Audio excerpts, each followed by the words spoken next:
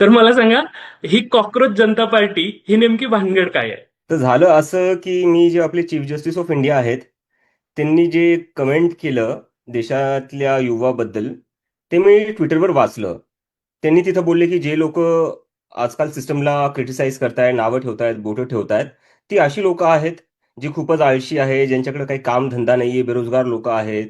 आणि ही लोक समाजामध्ये कॉक्रोच आणि पॅरासाइट सारखी असतात.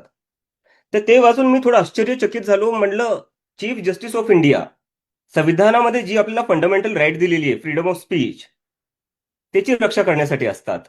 आणि तेच चीफ जस्टिस ऑफ इंडिया जे युथ आहे आपल्या देशातला, त्याला त्याची ओपिनियन ठेवण्यासाठी कॉक्रोच आणि पॅरासाइट म्हणतोय. त्यामुळे मी ट्विटरवर माझ्या पर्सनल हँडलवर लिहिलं, what if all cockroaches come together. हम्म. जर हम्म. सगळेच कॉक्रोच सोबत आले तर मग काय होईल. मग मी एआयच्या मदतीने एक पोस्टर बनवलं, कॉक्रोच जनता पार्टी. हम्म. आणि त्याच्या सेंटरमध्ये मी एक कॉक्रोचला ठेवलं. हम्म. आणि मी त्याच्यात असं एक एलिजिबिलिटी क्रायटेरिया दिला की ओके. या पक्षामध्ये तुम्हाला जर सामील व्हायचं असेल तर तुमच्यात हे 3-4 गुण असले पाहिजे. आणि ते 3-4 गुण तेच होते जे आपल्या इंडियाच्या चीफ जस्टिसनी सांगितले होते.